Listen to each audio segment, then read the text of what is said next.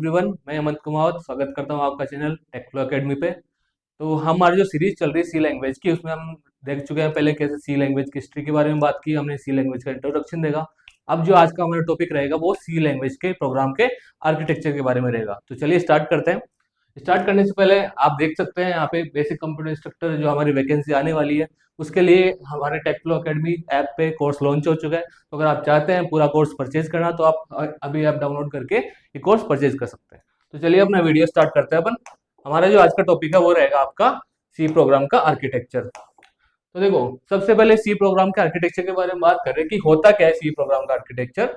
तो C program की संरचना एक विशेष ढांचे ढांचे मतलब स्ट्रक्चर की बात हो रही है, एक विशेष स्ट्रक्चर में बनी होती है। यानी कि अगर आपको कोई प्रोग्राम लिखना है, चाहे कोई सी भी लैंग्वेज का हो, चाहे सी, सी प्लस प्लस, जावा, तो आपको कुछ रूल्स वहां पे फॉलो करने पड़ते हैं। ऐसा नहीं है आप कुछ भी मनमर्जी से अपने हिसाब से कोड लिख लो। कुछ रूल्स को, कुछ सिंटेक्स को या फिर किसी एक स्ट्रक्चर को फॉलो करते हुए आपको वहां पे कोड को राइट करना पड़ता है। तो वैसे ही हमारे सी लैंग्वेज में भी क्या होता है, एक फिक्स स्ट्रक्चर को फॉलो करते हुए हमें कोड को लिखना पड़ता है। प्रत्येक सी प्रोग्राम में कुछ अनिवार्य भाग होते हैं। अब जो भी आपका सी प्रोग्राम है उसमें क्या होता है, हमने पहले बात करी, सी कैसी लैंग्वेज होती है, स्ट्रक्चर लैंग्वेज होती है। सी कैसे टाइप की लैंग्वेज है, स्ट्रक्चर लैंग्वेज। यानी कि इसमें जो आप प्रोग्राम क्रिएट करते हो वो हर एक पार्ट्स में डिवाइड होता है, यानी मल्टीपल पार्ट्स में वो डिवाइड होता है, जिनको हम मॉड्यूल्स भी बोलते हैं। क्या बोलते हैं? मॉड्यूल्स बोलते हैं। तो हर एक मॉड्यूल का कुछ ना कुछ पर्टिकुलर वहां पे काम होता है। तो जो आपका सी प्रोग्राम है वो कुछ कंपलसरी पार्ट्स में डिवाइड होता है। क्लियर? आगे है आपका सही संरचना, यानी सही जो स्ट्रक्चर है आपका, उसको समझने से प्रोग्रामिंग आसान होती है। अगर आपने सही से स्ट्रक्चर को समझा कि कैसे किस जगह पे कौन सा कोड आपका राइट करना है, तो आपके लिए इजी हो जाएगा सी प्रोग्राम को राइट करना। क्लियर? आगे चलते हैं। तो कंपोनेंट देखते हैं हम सी प्रोग्राम में कि कौन कौन से कंपोनेंट आपके सी को प्रोग्राम लिखते टाइम यूज कर होते हैं। तो देखो, सबसे पहला कंपोनेंट आपका प्री प्रोसेसर डायरेक्टिव। अब देखो, प्री प्रोसेसर डायरेक्टिव को अपन दूसरे लैंग्वेज में बोलते हैं हेडर फाइल, भी यहाँ पे बोल सकते हैं generally. Header file, header file का मतलब क्या है, जो आपका प्रोग्राम जब आप लिखना स्टार्ट करोगे तो जो टॉप पे जो कोड आएगा, टॉप पे जो स्टेटमेंट लिखा जाएगा वो कौन सा होगा, वो होगा आपका हेडर फाइल। देखो, हेड कहाँ पे होता है अपना, सिर पे सबसे टॉप पे होता है। वैसे ही जो प्रोग्राम अपना स्टार्ट होगा वो कहाँ से होगा, हेडर फाइल से होगा। यानी सबसे पहली लाइन क्या लिखी जाएगी, हेडर फाइल वहां पे लिखी जाएगी। तो जैसे फॉर एग्जाम्पल यहाँ पे दे रखा है हैश इंक्लूड। अब जो प्री प्रोसेस डायरेक्टरी होते हैं वो हमेशा किससे स्टार्ट होते हैं, हैश सिंबल से स्टार्ट होते हैं, आपको ध्यान रखना है। इंक्लूड क्या करना है, इंक्लूड एक तरह का कीवर्ड है। अब क्या इंक्लूड करना आपको, stdio डॉट एच, ये क्या एक तरह की हेडर फाइल है। इसकी फुल फॉर्म क्या होती है, stdio की, stdio की फुल फॉर्म होती है, std मतलब होता है स्टैंडर्ड। std मतलब क्या होता है, स्टैंडर्ड। और io का मतलब होता है यहाँ पे इनपुट आउटपुट। यानी कि एक ऐसी हेडर फाइल होती है जिसमें इनपुट आउटपुट फंक्शंस की डेफिनेशन सेव होती है। जो आप इनपुट आउटपुट फंक्शन जब हम आगे पढ़ेंगे, जैसे प्रिंटफ होता है आपका इनपुट, सॉरी, आउटपुट के लिए यूज होता है, और स्कैनफ आपका इनपुट के लिए यूज होता है। तो उन फंक्शंस की जो डेफिनेशन होती है, यानी कंप्यूटर को कैसे पता लगेगा कि प्रिंटफ क्या काम करता है, स्कैनफ क्या काम करता है, उसकी जो डेफिनेशन होती है वो कहाँ पे सेव होती है, इन हेडर फाइल्स के अंदर सेव होती है। क्लियर? तो ये हेडर फाइल्स क्या हो गई, एक तरह की प्री प्रोसेसिव डायरेक्टिव हो गई, जो सबसे पहले लिखी जाएगी आपके प्रोग्राम में। उसके बाद में हम बात करते हैं सेकंड नंबर पे ग्लोबल डिक्लेरेशन की। ग्लोबल डिक्लेरेशन का मतलब क्या होता है, कुछ ऐसे वेरिएबल जो आप पूरे प्रोग्राम में यूज करना चाहते हो उनको क्या बोलते हैं, ग्लोबल वेरिएबल बोलते हैं। अब ग्लोबल जरूरी नहीं वेरिएबल ही हो, ग्लोबल वेरिएबल भी हो सकता है, और कोई फंक्शन भी ग्लोबल आप बना सकते हो। इसके बारे में हम डिटेल में आगे पढ़ेंगे जब फंक्शन और वेरिएबल की बात करेंगे। तो अभी के लिए आपको सिर्फ इतना समझना है कि हम हेडर फाइल के बाद में क्या यूज करते हैं, कोई भी ग्लोबल डिक्लेरेशन करना हो, किसी वेरिएबल को ग्लोबल बनाना हो या फिर किसी फंक्शन को ग्लोबल बनाना हो, वो सेकंड नंबर पे आएगा आपका। क्लियर? तो ग्लोबल का मतलब क्या होता है, जो ऐसा फंक्शन या फिर ऐसा वेरिएबल जो पूरे प्रोग्राम में कहीं से भी एक्सेस किया जा सकता है। बेसिकली दो टाइप के वेरिएबल आपको यहाँ देखने को मिलेंगे, एक तो होगा ग्लोबल आपका और दूसरा होगा लोकल वेरिएबल। तो देखो, बाय नेम हम समझ सकते हैं कि इनका काम क्या होगा। ग्लोबल का काम है कि पूरे प्रोग्राम में ग्लोबली हम कहीं पे भी उसको एक्सेस कर सकते हैं। बट अगर कोई वेरिएबल हमने लोकली डिक्लेयर किया है तो इसका मतलब है जिस स्कोप में उसको डिक्लेयर किया गया है सिर्फ वहीं पे उसको यूज किया जा सकता है, उसके बाहर उसको यूज नहीं कर सकते। क्लियर? थर्ड नंबर पे आपका मेन फंक्शन। अब ये सबसे इंपॉर्टेंट है। तो मेन फंक्शन लिखते कैसे हैं, मेन। अब हर फंक्शन के बाद हर कोई भी चीज फंक्शन कैसे डिक्लेयर करते हैं, ये पैरेंथेसिस से लगा के, यानी किसी कीवर्ड के अगर आपको पैरेंथेसिस दिख गए आगे, उसका मतलब क्या है, ये फंक्शन है। क्लियर? ये जो ब्रैकेट होते हैं, स्मॉल ब्रैकेट, इनको बोलते हैं पैरेंथेसिस, पैरेंथेसिस। क्लियर? तो मेन फंक्शन आएगा आपका थर्ड नंबर पे। यहां से क्या होता है, मेन फंक्शन की खास बात क्या होती है, मेन फंक्शन से ही आपका प्रोग्राम का एग्जीक्यूशन स्टार्ट होता है। ये चीज आपको ध्यान रखनी है। आपसे सिंपल सा क्वेश्चन क्या बनेगा यहाँ से कि बताइए कौन से फंक्शन से या फिर कहाँ से आपके प्रोग्राम का एग्जीक्यूशन स्टार्ट होता है, तो आपका आंसर क्या रहेगा, मेन फंक्शन से हमारे प्रोग्राम का एग्जीक्यूशन स्टार्ट होता है। नेक्स्ट चलते हैं फोर्थ नंबर पे, वेरिएबल डिक्लेरेशन। अब देखो वेरिएबल डिक्लेरेशन ये किसकी बात कर रहे हैं यहाँ पे, ये बात कर रहे हैं यहाँ पे लोकल वेरिएबल की। क्लियर? तो ग्लोबल वेरिएबल तो कहाँ पे डिक्लेयर किया जाता है, यहाँ पे डिक्लेयर किया जाता है, यानी मेन फंक्शन के बाहर हमेशा ग्लोबल वेरिएबल डिक्लेयर किया जाता है।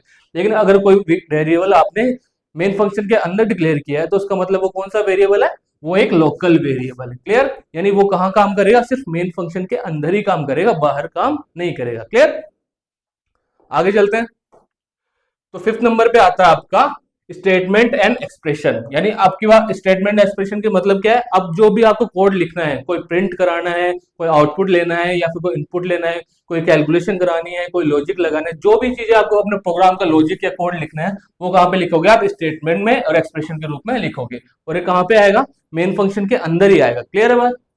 और लास्ट में क्या आएगा, एंड में आपका रिटर्न स्टेटमेंट आएगा। रिटर्न स्टेटमेंट का मतलब एग्जीक्यूशन को समाप्त करता है, यानी कि जैसे हम लिखते हैं रिटर्न जीरो, जब आपका प्रोग्राम पूरा कंप्लीट हो जाता है तो लास्ट में क्या लिखते हैं, रिटर्न जीरो। रिटर्न जीरो का मतलब क्या है, हम कंप्यूटर को ये बता रहे हैं कि आपका प्रोग्राम क्या हो गया, सक्सेसफुली एग्जीक्यूट हो गया। अगर आपको रिटर्न जीरो नहीं मिलता इसका मतलब क्या, प्रोग्राम में कोई ना कोई एरर है। तो जैसे कंप्यूटर को क्या मिलता है, जीरो मिलता है, वो समझ जाता है क्या, ये प्रोग्राम सक्सेसफुली एग्जीक्यूट हो गया, और उसको टर्मिनेट वहां पे कर देता है। क्लियर?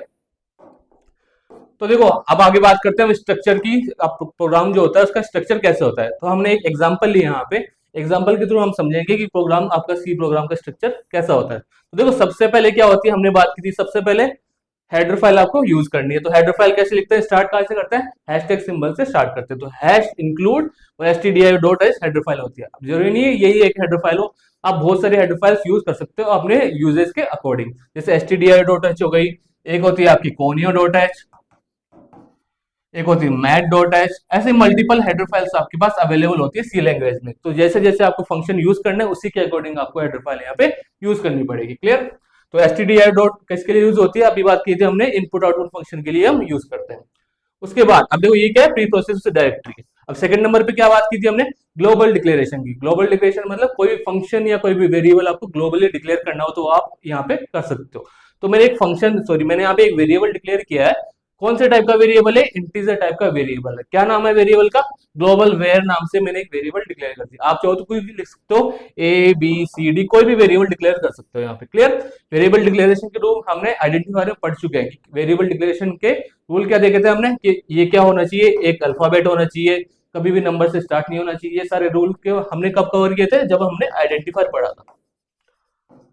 तो आइडेंटिफायर के रूल्स के अकॉर्डिंग ही हमने वेरिएबल डिक्लेयर करना है यहाँ पे। तो वेरिएबल डिक्लेयर कर दिया, उसमें वैल्यू क्या असाइन कर दी मैंने, 10 वैल्यू असाइन कर दी। उसके बाद में नेक्स्ट क्या आता है आपका, मेन फंक्शन। तो मेन फंक्शन यहाँ से स्टार्ट होता है। देखो इंट यहाँ पे क्या बता रहा है, जो मेन फंक्शन होगा वो किस टाइप का होगा, इंटीजर टाइप का होगा। यानी कौन सी वैल्यू रिटर्न करेगा, इंटीजर टाइप की वैल्यू रिटर्न करेगा। क्लियर? उसके बाद में यहाँ से अब मेन फंक्शन से क्या होता है, आपका एग्जीक्यूशन स्टार्ट होता है। तो जब आपका प्रोग्राम एग्जीक्यूट होना स्टार्ट होगा तो सबसे पहले कहां पे आता है, आपका मेन फंक्शन में ही आता है। अब यहाँ से आपने मेन फंक्शन की बॉडी स्टार्ट हो गई कर्ली ब्रेसेस से। आगे क्या आपके, अभी यहाँ पे मैंने दूसरा वेरिएबल डिक्लेयर किया, बट ये कौन सा वेरिएबल है, ये वेरिएबल है आपका लोकल वेरिएबल। क्यों है लोकल वेरिएबल, क्योंकि ये किसी फंक्शन के अंदर डिक्लेयर किया गया। अगर ये मेन फंक्शन से बाहर डिक्लेयर किया गया तो क्या होता, ग्लोबल वेरिएबल होता है। लेकिन अंदर डिक्लेयर किया इसका मतलब क्या है, लोकल वेरिएबल, यानी इसको only and only upon main function के अंदर ही यूज कर सकते हैं। अगर मैंने इसको मेन फंक्शन के बाहर लिख दिया तो क्या बन जाएगा, ये ग्लोबल वेरिएबल बन जाएगा। तो इसमें वैल्यू कितनी असाइन की हमने, 20 वैल्यू असाइन की। तो वेरिएबल डिक्लेरेशन का काम यहाँ पे हो गया। उसके बाद आगे चलते हैं, नेक्स्ट लिखा हुआ आपके पास प्रिंटफ। और प्रिंटफ के थ्रू हम क्या कराते हैं, प्रिंटफ एक ऐसा फंक्शन है जिसके थ्रू हम अपने आउटपुट स्क्रीन पे कुछ भी प्रिंट करवा सकते हैं। तो प्रिंटफ में हमने क्या लिखा, हेलो सी प्रोग्रामिंग, ये एक मैसेज में हमने प्रिंट कर दिया। और आपको पता है जो भी अपने सी लैंग्वेज में स्टेटमेंट अगर खत्म होता है तो एंड में क्या लगाते हैं, सेमीकोलन का यूज करते हैं। देखो सब जगह पे, यहाँ पे स्टेटमेंट खत्म हो गया, यहाँ पे सेमीकोलन यूज किया, स्टेटमेंट खत्म हो गया, सेमीकोलन यूज किया। तो जो भी स्टेटमेंट जब खत्म होता है एंड में हमेशा सेमीकोलन लगाना जरूरी होता है। सेमीकोलन से क्या होता है, बेसिकली आपके कंप्यूटर को पता लग जाता है कि ये स्टेटमेंट यहाँ पे खत्म हो गया। एज ए इंडिकेशन ये काम करता है, यहाँ पे एज ए इंडिकेशन का काम करता है। क्लियर? अब आगे चलते हैं। अब लास्ट में क्या था अपने पास, रिटर्न स्टेटमेंट था, रिटर्न 0 कर दिया। इसका मतलब क्या है, कंप्यूटर को यहाँ पे पता लग जाएगा प्रोग्राम अपना सक्सेसफुली एग्जीक्यूट हो गया। तो ये क्या था हमारा, ये था सी लैंग्वेज का आर्किटेक्चर। अब देखते हैं, अभी जो हमने सी लैंग्वेज का आर्किटेक्चर देखा, इसको एक बार थोड़ा समझने की और कोशिश करते हैं। एक्सप्लेनेशन यहाँ पे दिया हुआ है, वही बात है जो मैंने अभी बोली थी। stdio.h क्या है, यहाँ पे एक स्टैंडर्ड इनपुट आउटपुट फंक्शन की हेडर फाइल है। इसके अंदर होता क्या है, जो भी आपके इनपुट आउटपुट फंक्शन है उनकी डेफिनेशन सेव होती है, ताकि कंप्यूटर को पता लग जाए कि ये इनपुट आउटपुट फंक्शन क्या काम करता है। क्लियर? अगर आपने ये फाइल नहीं लिखी ना, तो आपका जो प्रिंटफ फंक्शन है, जो आपका स्कैनर फंक्शन है, उनके बारे में कंप्यूटर को पता नहीं लगेगा। तो जैसे ही आप प्रिंटफ फंक्शन लिखोगे, कंप्यूटर वहां पे आपको एरर शो कर देगा कि ये फंक्शन उसको समझ में नहीं आएगी क्या चीज है। तो अगर आप बताना चाहते हो कंप्यूटर को कि प्रिंटफ स्कैनर फंक्शन में यूज कर रहा हूँ, तो उससे पहले आपको क्या बताना पड़ेगा, ये हेडर फाइल वहां पे डिक्लेयर करनी पड़ेगी। सेकंड नंबर पे आपका इंटीजर ग्लोबल वेरिएबल 10, यानी कि ये ग्लोबल वेरिएबल है, डिक्लेयर किया गया। क्लियर? हम बात कर चुके हैं पहले भी। थर्ड नंबर पे क्या होता है, मेन फंक्शन होता है। एज ए आपका रिवीजन चल रहा है, एक बार अभी जो हमने पढ़ा उसी को रिवाइज कर रहे हैं बात। तो सी प्रोग्राम का एग्जीक्यूशन यहीं से शुरू होता है, कहां से, मेन फंक्शन से। फोर्थ आपका प्रिंटफ, आउटपुट स्क्रीन पर मैसेज प्रिंट करने के काम में क्या आता है, प्रिंटफ फंक्शन काम में आता है। और एंड में क्या आता है आपका, रिटर्न स्टेटमेंट। रिटर्न 0 का मतलब क्या है, प्रोग्राम को सफलतापूर्वक समाप्त किया गया है। क्लियर है बात? आगे चलते हैं। तो यहां तक था हमारा क्या, सी प्रोग्राम का आर्किटेक्चर। तो इस वाली क्लास में हमने क्या देखा कि सी प्रोग्राम का आर्किटेक्चर होता क्या है, उसमें कौन कौन से कंपोनेंट होते हैं और हर कंपोनेंट क्या काम करता है। क्लियर? तो अगर आपको कोई डाउट है तो आप नीचे कमेंट सेक्शन में लिख के बता सकते हैं। तो इस क्लास के लिए इतना ही, मिलते हैं नेक्स्ट क्लास में, तब तक के लिए थैंक यू।